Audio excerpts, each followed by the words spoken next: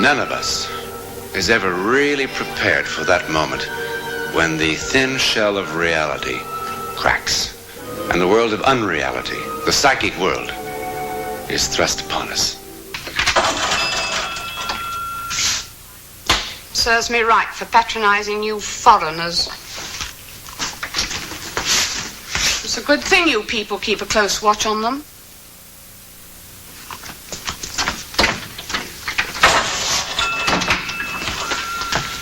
Morning, Carl.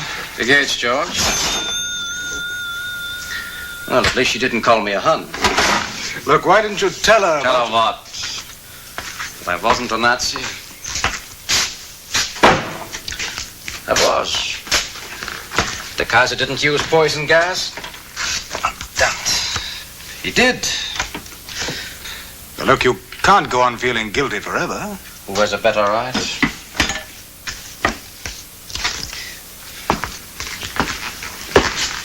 You should have heard Jolly Herr Goering when he pinned the Iron Cross on my flying jacket. He was most complimentary. Don't let my tea drinking deceive you.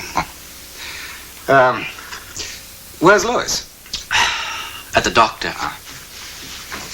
Each month she gets bigger, more beautiful. And that bomb is also big and beautiful. Then you heard on the BBC, You're my BBC. That look on your face. How big is it? It's a 500-pounder, Carl. They found it when they were digging excavations for some new buildings. It's the fuse that has me baffled. Lois would murder you. If you would just look at the fuse, really, it is something that I've never seen in my life before. Look, Carl, please stop looking at me like that, will you? I was there, remember, when you told her once. Never again. Then why did you come? Because I'm frightened.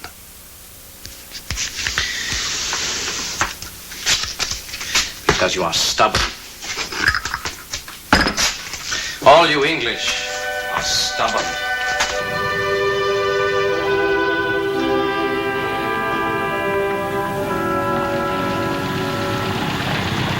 First he drops them. Then he dismantles them. Why? On March 7th, 1943, during Carl Bremer's 28th bombing mission over England, his plane was hit by flak, and he was forced to parachute to Earth 7 miles south of London. He was captured by farmers and finally interned in a prisoner of war camp outside the English town of Coventry. It still burns. I can't see 3 houses that haven't been smashed. How long can these fools hold out? Oh, by November it will be finished. November's not a bad month in Leipzig. I've sunbathed in November. At ease. I have a problem. As you can see, the town was pretty badly hit last night. And the civil defense can't even begin to cope with it. What a pity. I realize that I can't force officers to help, but... Herr Colonel is correct. There must be 1,000 people out there still buried in that wreckage. Some of them are still alive. Karl, ich wusste immer, dass du eine Schwäche hattest. Sogar wenn wir im Training waren.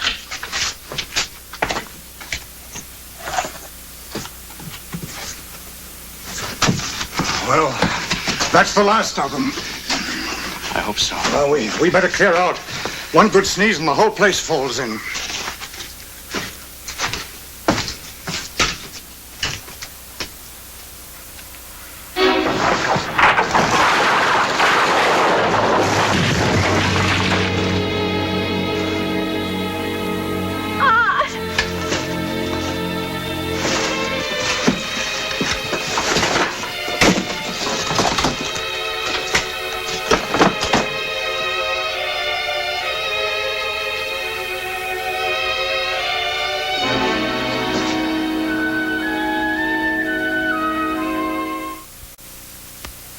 Must be a dud. Not for sure. Then why didn't it go off? It could be a Zeitzünder. What's that? A bomb with a delayed action fuse. The Luftwaffe was working on such a bomb. There's a unit of engineers in the next town. We'll send for some sappers.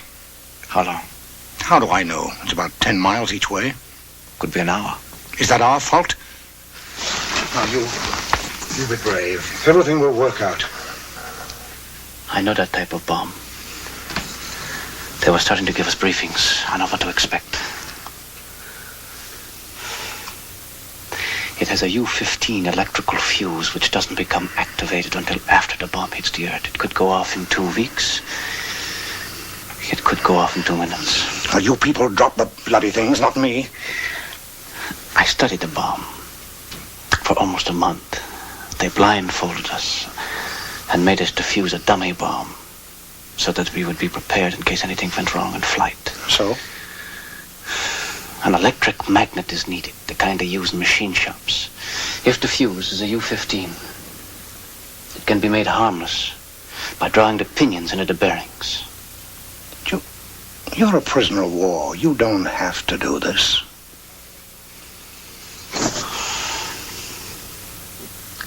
If I didn't have to, I wouldn't. You'll have to talk sometime.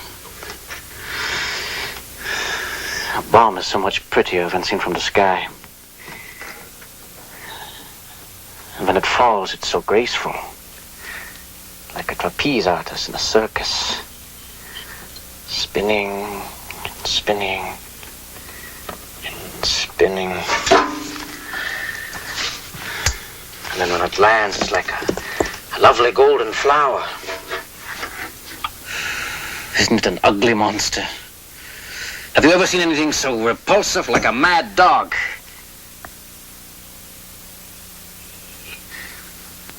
But then what harm can a mad dog do when you tear out its teeth?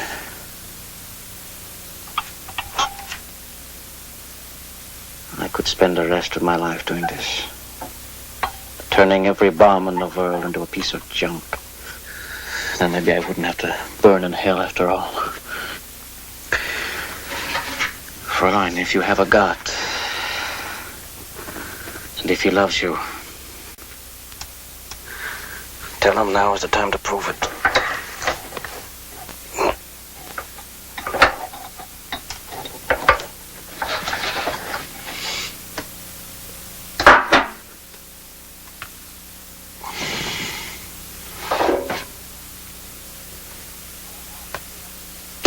All bombs should be like this.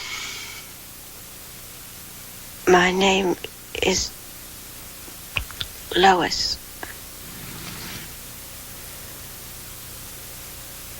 Lois. First, he dropped them. Then he dismantled them. Why? Now we know why. Now in 1949, here in London, where hundreds of unexploded bombs still remain undiscovered, we know why.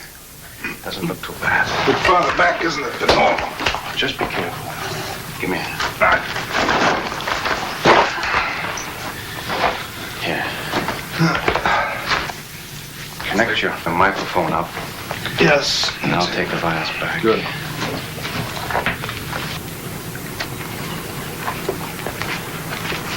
What's happening now? Captain Davis is going to start removing the fuse. Well, what's that for? Hook up to the tape recorder. What's a tape recorder for? Play back at parties?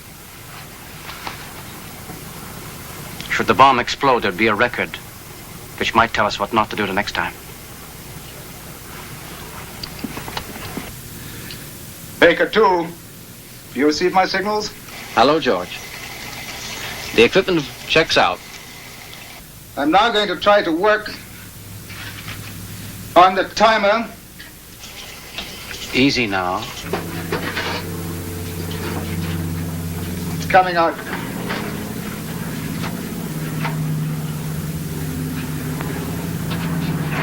Coming out very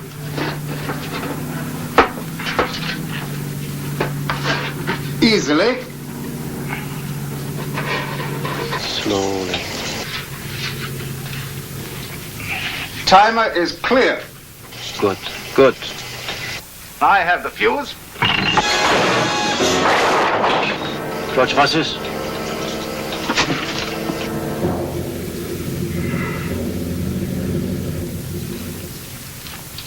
What a clumsy clot I am. What do you make of that fuse, Carl? Looks like a multiple. Well, then taking out the first one might make it operational, eh? Who else is there that can work on it? I can work on it. With your teeth? Like a radio battalion for help. No time. No time. But, Doctor, give me a hypo and then get out of here, both of you, will you? Then ass. Take him back to the control lorry. This is the last time. I mean it. Look, Carl. Come on, schnell. This isn't my idea. Carl. From now on, just forget where I live. I've expiated all my sins. And the idea of being a hero nauseates me. And the hero was sweating like a pig. Go.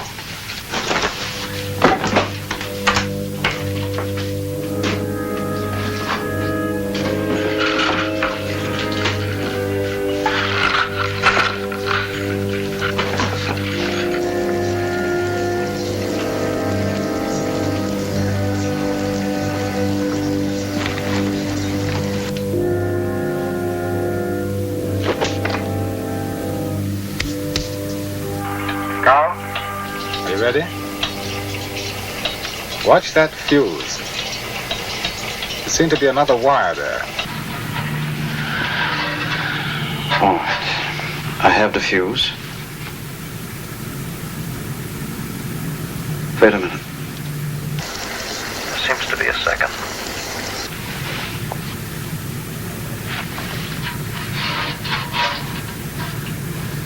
This is ridiculous.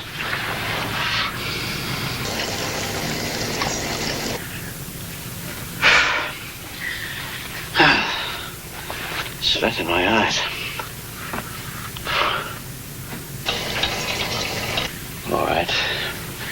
Now, I'm going to reach in and try and ground the trembler properly.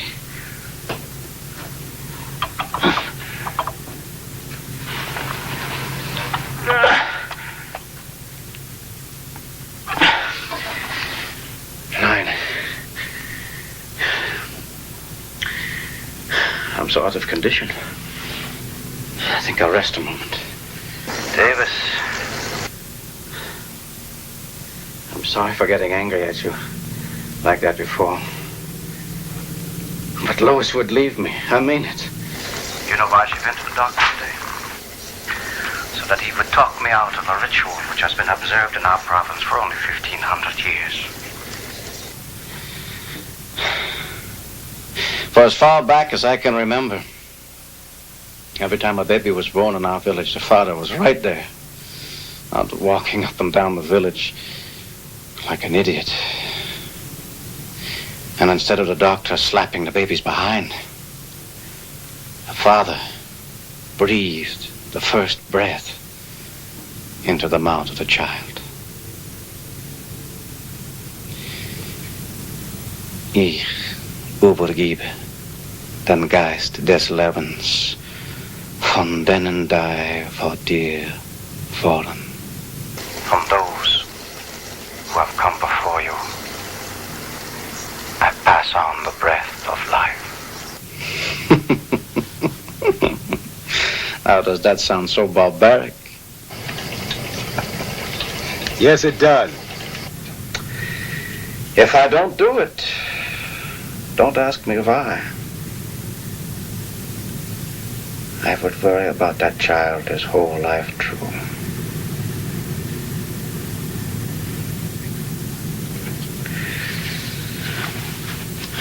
All right.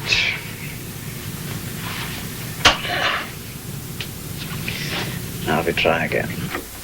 Carl! Carl, why is the door locked?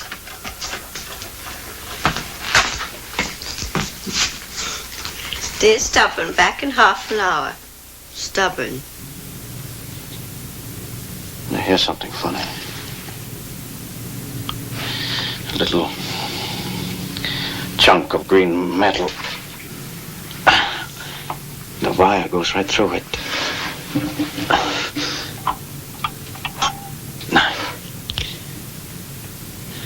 Just some oxidation. A little tug. Be careful, Carl. Now the wire's coming out easily. Easily.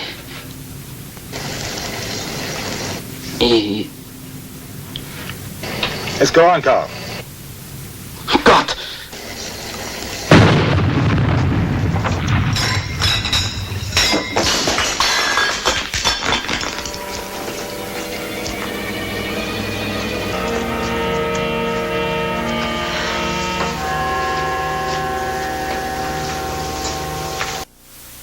Well, I'm disgusted with you. You're such a beautiful baby. Do you know how many women would give 10 years of their life for a baby like that? Well, won't you at least look at him? No. Then what in heaven's name are we supposed to do with him? Don't use heaven's name to me. You need that baby more than he needs you. You need him to hold on to reality. What's so marvelous about reality? Do you believe there is a heaven, Doctor? I do. And someone in heaven cares about us? I believe that too. I won't disillusion you, Doctor, by asking heaven to send back my love. Mrs. Bremer, would you kindly tell your husband that this hospital has certain rules and regulations? What are you talking about? Well, the nursery alarm light went off. I went to the nursery, and he had the baby in his arms. Is something wrong? This is my first night, and everything was going so well. There's no one out there. But he was there just a moment ago. No, he couldn't have been. But he said it was his baby. Nurse, go back to He your... was standing there with the baby in his arms. Go back to your duties. Wait. As though you were breathing life into the child. Yes. What did he say? He was saying something tender and soft. But I couldn't understand it. Ich übergeben den Geist des Lebens, von denen die vor waren. It sounded like that. Nurse, you don't know the situation. I order you back to your duties. You're doing this woman irreparable harm. Is she, Doctor? Give me my baby. Give me my love.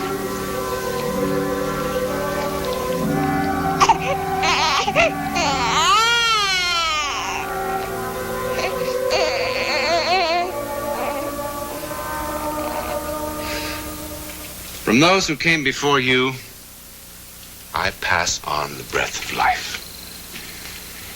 11 years have gone by, and still Nurse O'Brien of London, England, is absolutely certain that Carl Bremer stood in this nursery 5 days after his death, holding his infant son in his arms. The doctor in the case, while convinced of her sincerity, is nonetheless certain that such an occurrence is absolutely impossible. Carl's widow, Lois, who now lives in America, refuses to speculate one way or the other. Though there is about her a certain serenity that impresses everyone she meets. Understandably, the incidents surrounding the act of death have contributed much to the literature of psychic phenomena, all of which strains the credulity of the skeptic. Yet who knows?